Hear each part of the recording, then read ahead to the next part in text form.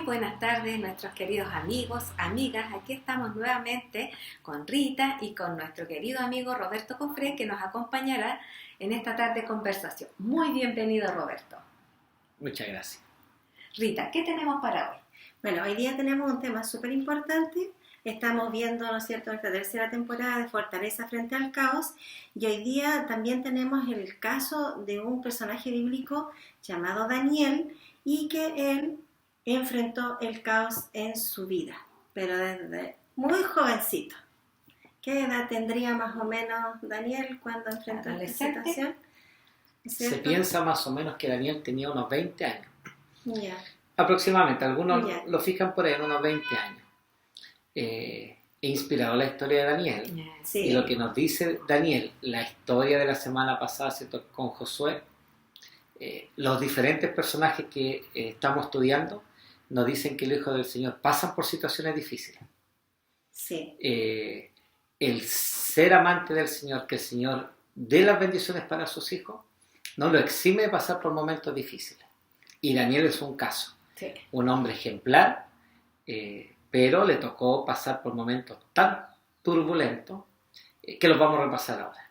Sí, pues una de las cosas que ocurrió con él, ¿no es cierto?, teniendo casi los 20 años, como decía Roberto, es que él fue arrancado de su familia por una situación política que ocurre y Babilonia manda, ¿no es cierto?, bajo el mandato del rey Nabucodonosor, que estos jóvenes sean llevados desde Jerusalén hacia toda la zona de Mesopotamia, ¿cierto?, a la zona de los caldeos. Allí tenía que llegar donde había una cultura diferente, una religión diferente, y aquí se resaltan Daniel y 3 amigos de él, a los cuales se les cambia incluso hasta su nombre, ¿cierto? Ananías, Azarías y Misael. Y Daniel, ¿cierto?, los 4 amigos que llegan, que aquí hay que comentar lo siguiente con nuestros amigos. Aquí se mencionan 4 personajes. El que está por sobre ellos, ¿cierto?, Daniel. Pero son 4, sí. Pero no llegan 4, sí. Son cientos que vienen, ¿no? Pero son 4 que deciden, que proponen en su corazón ser diferentes.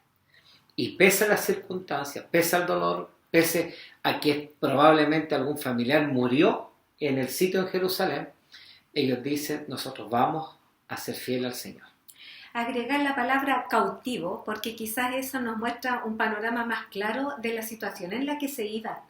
Ellos no iban regalados de la vida a cambiarse a un lugar cómodo, ¿ya? Ellos van como prisioneros, van cautivos, dejando toda la comodidad que pueden haber tenido dentro de su familia. Van desarraigados a un lugar completamente desconocido y muy diferente a lo cual ellos conocían y habían sido educados. No, y bien lo de cautivos, porque uno piensa que cautivos es la primera parte, cuando están ahí frente, ¿cierto?, al oficial, frente a Nabucodonosor, ¿no? Los 70 años posteriores, él sigue siendo cautivo. Sigue siendo cautivo. Exacto, está siempre una nación que lo está oprimiendo al pueblo del Señor.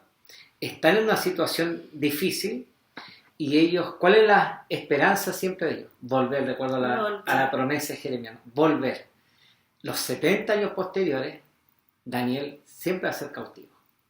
Sí, y el propósito de cambiarles el nombre es como hacerlos olvidar su identidad, que es muy importante y algo crucial en el ser humano, es quién soy, ¿no es cierto? Sí. Pero cambiarle el nombre es cambiar quiénes son por completo. Entonces, frente a esa situación que él viva y enfrente lo que le toca vivir, cómo lo hace, es muy, muy destacado. Sí. Ahora, frente a todo este dolor, frente a todo este caos, por dolor hablamos, ¿no es cierto?, porque su nación ha sido oprimida. Dolor porque ha perdido su familia, sí, ¿cierto? Y dolor también porque es atacada directamente su creencia religiosa. Y también incluso se trata de sacar esa creencia religiosa e instalar una nueva, ¿cierto? Exacto, sí. Desde una monoteísta a una idólatra. Y aquí Daniel hace un compromiso. No sé si alguno hace un compromiso, ¿cierto? En Daniel 1, versículo 8, nosotros podemos leer que Daniel propuso en su corazón no contaminarse, Y aunque está hablando aquí de la comida, ¿no es cierto? Independiente de eso, no quería contaminarse con ninguna de las cosas que estaban involucradas con relación a esta nación. Pero no quería contaminarse, y me llama la atención otra cosa, que a pesar de eso, él no hay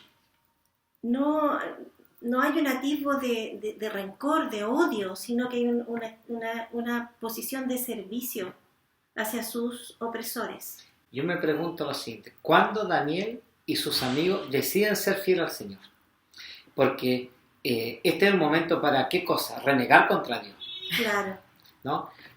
Yo creo que hay un momento en la vida de estos 4 jóvenes en que ellos deciden ser fieles al Señor, y que no es precisamente acá, ¿no? Ellos tienen que pasar por una experiencia que les marca la vida y decir: yo, en las circunstancias que sea, voy a ser fiel al Señor. A ellos les llegó el momento difícil, la crisis, el caos, llega en su vida, y ahí reaccionan como en algún momento ellos tienen que tomar la decisión de ser fiel al Señor. Exacto. Y yo creo que ¿cuál es el momento? Esta es una idea, Sí. es solo una idea, pero yo me quiero remontar a la niñez de Daniel.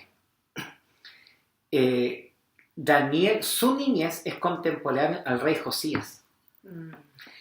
Y el rey Josías no es cualquier rey. Dice el relato bíblico que ni antes ni después, o sea, ni siquiera David, ¿no? Dice que ni antes ni después hubo un rey como él, dice la Biblia. ¿Qué hizo el rey Josías? Él hace una reforma espiritual, ¿no? La Biblia, que en ese tiempo, ¿cierto?, era la ley, estaba escondida. Él manda, ¿cierto?, a Safán, donde el sacerdote, y le manda dinero para reparar la iglesia, el templo. Y ahí aparecen unos rollos, y cuando él se lo leen a Josías, él rasga vestidura y hace una reforma sin igual. Y era muy joven. Y era un rey joven. Era muy joven. Daniel era un niñito. Sí. Y él fue testigo de todo. Fue testigo de qué cosa? De las reformas espirituales. Recordemos que Josías, su abuelo era Amón, pero su papá era Amón, su abuelo Manasés. O sea, 2 reyes que hicieron lo malo. Muy malo. El contraste, ¿no? Josías, el mejor rey en la historia. Manasés, el más malo, ¿no? Manasés le pone a su hijo Amón el nombre, ¿no? Divinidad egipcia. Sí. Y de ahí viene Josías. Pero Josías desde chiquitito propuso en su corazón ¿qué cosa?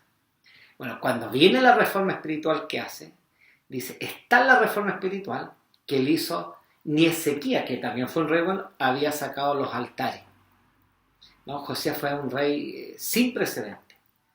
Entonces, la reforma, tanto así, bueno, él cuando rasga vestidura él piensa que la destrucción venía en su tiempo. Y el Señor le dice así por medio de Hulda, ¿no? Le dice, estoy tratando de recordar, dice, por cuanto tu corazón se enterneció, ¿no? No va a ser en tu tiempo. Y desde ese momento, ¿qué se propone Josías? Hacer una reforma espiritual, celebra la Pascua, elimina todos los altares. Los sacerdotes impíos, dice el relato bíblico, que los volvió a desenterrar y los volvió a quemar, ¿no? Cortó todo. Bueno, esa reforma espiritual, creo yo, es una idea, tiene que haber sido extremadamente significativa para Daniel y su amigo. Exactamente. Y para la familia, porque debe ser de tal significancia la decisión que él tomó cuando niño, que ahora cuando viene el momento difícil, está cautivo, está preso, él dice, no, pase lo que pase, yo sigo adorando y esperando en el Señor. Y yo recuerdo cuando José va también vendido como esclavo. José, antes de llegar, se propone en su corazón también. Entonces es probable que mientras él caminaba rumbo a Egipto, claro, en ambos casos ellos, recordando las situaciones de su familia, proponen en su corazón antes de llegar, como dices tú. Por eso yo creo que con los amigos, una de las cosas que tenemos que hacer es, ahora que está tranquila nuestra vida, o quizás, bueno, sabiendo que puede ser que haya un amigo que nos esté viendo y escuchando que esté pasando por un momento difícil, es posible. Pero si alguno de nosotros, hay tranquilidad en nuestra vida en estos momentos, sepamos que no siempre va a ser así. Pero es ahora que tenemos que tomar una decisión. Voy a ser fiel al Señor. Sí. Y comentarle a nuestros amigos, todo verdadero reavivamiento, toda verdadera reforma espiritual, ¿dónde parte? en la Biblia. Bueno, ahí ya cerramos esta idea y vamos con otra situación de caos que tuvo que enfrentar Daniel. Él fue instruido, al igual que sus amigos, para ser uno de los ayudantes de Nabucodonosor, por decirlo de alguna manera, ¿cierto? Y en algún momento este rey tiene un sueño, del cual no se puede acordar, y él requiere que le digan, además de cuál fue el sueño, cuál es su interpretación. Pero es algo muy difícil, muy difícil. Resumiendo, él pide que sus magos, sus adivinos, le den la explicación de este sueño y no hay nadie que lo pueda hacer. ¿Ya? So pena de muerte, entonces, estas personas, dado que no cumplen con su desafío, van a ser ajusticiados. Hasta que... ¿Qué pasa? Ahí le avisan a Daniel y a sus amigos, ¿cierto? Le avisan y ellos no sabían qué es lo que estaba ocurriendo. No tenían idea. ¿Por qué nos tienen amenazados de muerte? Dicen, ¿no? Y ahí le cuentan que ellos están amenazados de muerte porque pertenecen a este equipo de todos los sabios que tenían que solucionarle los problemas actuales. Claro, y al parecer ellos todavía no habían cumplido su cuota de preparación porque no se les había llamado junto con los demás, ¿ya? Pero el Señor sí se manifiesta. Ustedes dos son profesoras, Ya. ¿cierto? Y como profesora, a veces ustedes le enseñan a los niños que hay que leer entre líneas, Sí. ¿no? Bueno, Daniel tenía que presentarse al tercer año frente a Nabucodonosor, ¿no? 3 años de preparación en todos los tipos de ciencia. Pero resulta que al segundo año aparece este evento, ¿no? Uh-huh. El rey Nabucodonosor tiene un sueño, pero se lo olvida. Y le pregunta, ¿no? a los sabios, a su gente, dice, necesito que me digan el sueño y su interpretación. Ya, pero dino el sueño, no es que se me olvidó. Ya, pero dino el sueño. Problema. Entonces, aquí está lo que está entre líneas, no lo que no aparece. Aquí está el enemigo nuevamente tratando de qué cosa. Daniel seguramente tiene una misión, nosotros sabemos que tiene una misión importante. Claro que sí. Aquí no aparece el enemigo, pero entre líneas nos dice, aquí quieren matar, ¿a quién es? A Daniel. A Daniel. Y no hacer el ministerio profético al cual el Señor lo había llamado. Mientras Nabucodonosor lo estaba preparando para un ministerio para él, sí. No, el Señor le tiene preparada otra cosa. Ser un profeta para nuestro tiempo, con un mensaje poderoso para nuestro tiempo. ¿Qué hace el enemigo? Lo mete en este grupo, sentencia de muerte. ¿Por qué? Porque algo lógico. ¿Quién no ha tenido un sueño y al otro día se nos olvida? Sí, pues. Eso es muy propio de nosotros el ser humano. Bueno, a Nabucodonosor le pasó eso. Y piden en contra, ¿cierto? ¿De qué cosa? Si no me lo dicen, pena de muerte. Sí. Rey, pero dinos el sueño. Ningún rey ha pedido esto. Sentencia de muerte. Y entre eso, ¿quién? Daniel y sus amigos. Yo no creo que el enemigo está preocupado de que muriesen los sabios, los astrólogos, los científicos de Babilonia. ¿De quién está preocupado? De los que eran fieles a Dios. Exacto. Y ahí entraba Daniel y sus 3 amigos. Y ellos tenían una tremenda misión, como dice Roberto, ¿cierto? ¿Cómo habrá entonces resuelto este problema Daniel y sus amigos? Bueno, el Señor le revela a Daniel cuál es el sueño y obviamente qué significaba, qué era lo que le preocupaba a Nabucodonosor. ¿Ya? Y en ese mismo momento, y quiero que lo leamos, ¿ya? Que no sean mis palabras, que sea la Biblia lo que expresa Daniel. ¿Ya? En Daniel 2:20. Y Daniel habló y dijo, sea bendito el nombre de Dios de siglos en siglo, porque suyos son el poder y la sabiduría. Él muda los tiempos y las edades, quita reyes y pone reyes, da la sabiduría a los sabios y la ciencia a los entendidos. Él revela lo profundo y lo escondido, conoce lo que está en tinieblas y con él mora la luz. A ti, oh Dios de mis padres, te doy gracias y te alabo, porque me has dado sabiduría y fuerza y ahora me has revelado lo que te pedimos, pues nos has dado a conocer el asunto del rey. Amén. Esta extrema gratitud y reconocimiento de que había sido el Señor el que le había revelado el sueño del rey. Imposible de otra forma, que uno sepa el sueño de otra persona, haberlo visto en su mente. Y algo que no acotamos, cuando Daniel habla con el rey previo a esto, él pide que nadie muera, no solo él, sino que intercede por la vida de los otros magos, de los demás. Importante. Veo muy a importante. Un hombre humilde, con sus congéneres y muy humilde ante Dios. Exactamente. Oye, a mí me llama la atención esto que Daniel hace. Dice, a ti, oh Dios de mis padres, te doy gracias y te alabo. Rita decía, ¿no?, en el comienzo, ¿no?, un cautivo. Si él sigue siendo cautivo, Sí. Nosotros frente a los problemas, ¿qué hacemos? A veces renegamos. Sí. Él seguía, más encima estaba con sentencia de muerte. Él todavía no se enfrentaba a Nabucodonosor. No sabía cómo iba a ser la respuesta de él.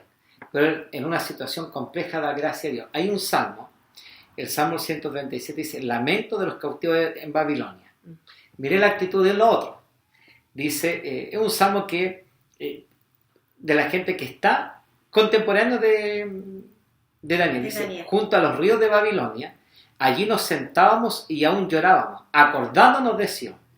Sobre los sauces en medio de ella colgamos nuestras arpas, y los que nos habían llevado cautivos nos pedían que cantásemos, y los que nos habían desolado nos pedían alegría, diciendo, cantadnos algunos de los cánticos de Sión.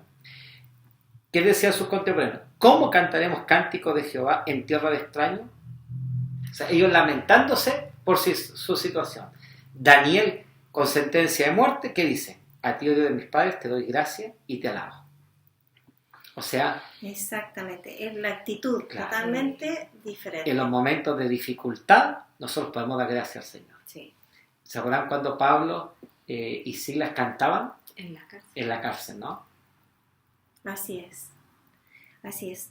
Los problemas, ¿no es cierto?, generalmente nos llevan a los seres humanos a renegar, como tú decías, Roberto, a preguntarnos dónde está Dios, Exacto. a decir, bueno, ¿por qué me pasa esto a mí?, ¿cierto? Y aquí Daniel, además, ¿no es cierto?, además de que él tiene una sentencia de muerte sobre su cabeza, Daniel tenía un hábito muy lindo que se viene toda su vida, ¿no es cierto? Y cuando nosotros llegamos casi a los 90 años de Daniel, lo encontramos todavía con este hábito, que era un hábito muy hermoso, que era, ¿no es cierto?, orar mirando hacia Jerusalén. A mí me emociona eso, me emociona porque el anhelo de Daniel de volver, pero ese anhelo tan sujeto a la voluntad de Dios. Bueno, el capítulo 9 de Daniel dice eso, ¿no? Él hace una oración casi llorando. Tú prometiste 70 años después. Él miró las promesas que había hecho por mí a Jeremías. Señor, tú prometiste que íbamos a volver, ¿no? El capítulo 9 es una oración preciosa donde él le reclama esa promesa al Señor. Pero como decía Rita, ¿no? Tenemos esta situación del capítulo 6, ya adulto, ya anciano, ¿no? Oye, los fosos, los leones, y él seguía adorando al Señor. Lo mismo que hicieron sus amigos, ¿no?, frente a la estatua, que dijo, no, nosotros no nos arrodillamos, no. Yo voy a orar. Esto nos indica que seguramente Daniel tuvo otro momento difícil. La Biblia, el libro de Daniel registra 3, 4 situaciones complejas. Pero no deben haber sido las únicas. Claro. Actitud de ser fiel al Señor, no importando las circunstancias. Alabar al Señor en la situación donde está. La que sea. La que sea, y eso es difícil, ¿no es cierto? Pero cuando uno hace compromiso con Dios, así como lo hizo Daniel y otro personaje bíblico, frente a este tremendo caos que él empieza a enfrentar desde muy jovencito en su vida, ¿no es cierto? Llega a un momento tan crucial, ya siendo anciano, donde es amenazado nuevamente de muerte.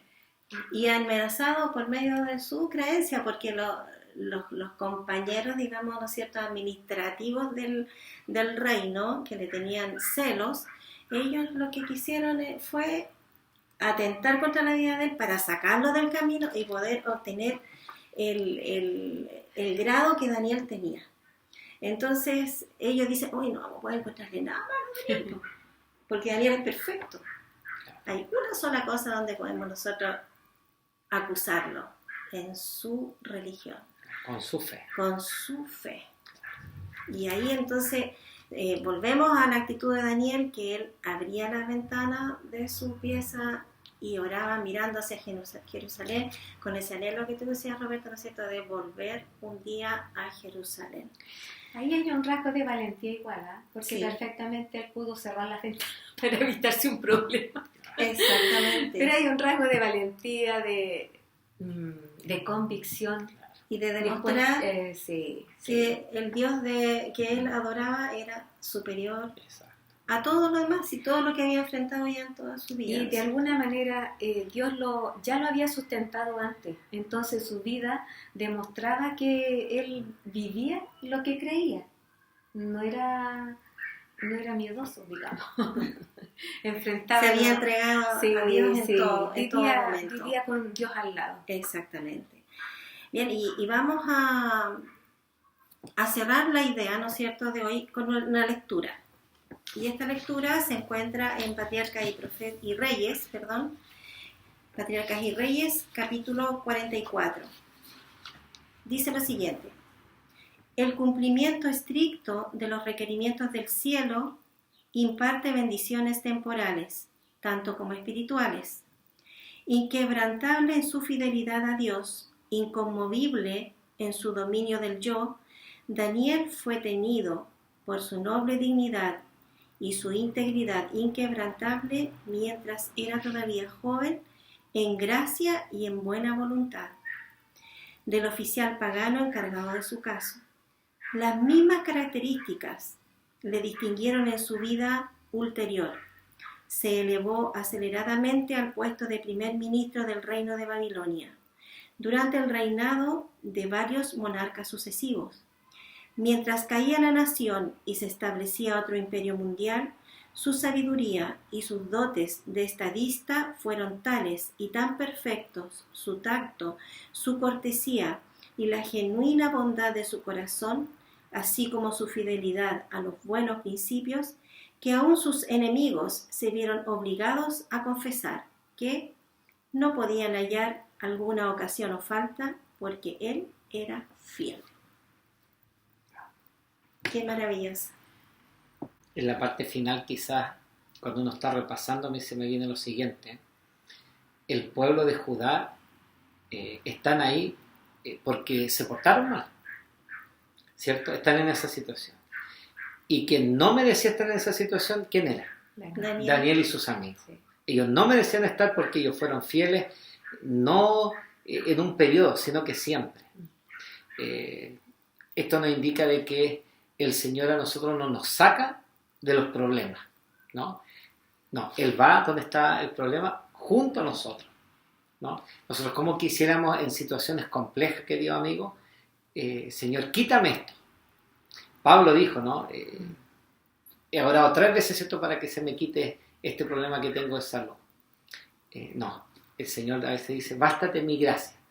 Yo creo que Daniel eso le dijo, ¿no? O esa fue la respuesta de Daniel. No lo sacó de las situaciones complejas, lo acompañó en el momento complejo. Yo creo que ese es algo que tenemos que nosotros aprender.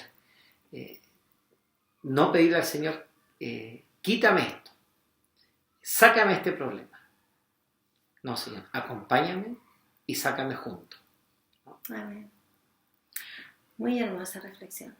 Sí. Muy hermosa reflexión. Bien, Roberto, estamos felices de que nos hayas acompañado hoy en este tema tan inspirador para la vida personal de cada uno de nosotros y también para la vida de nuestros amigos y amigas.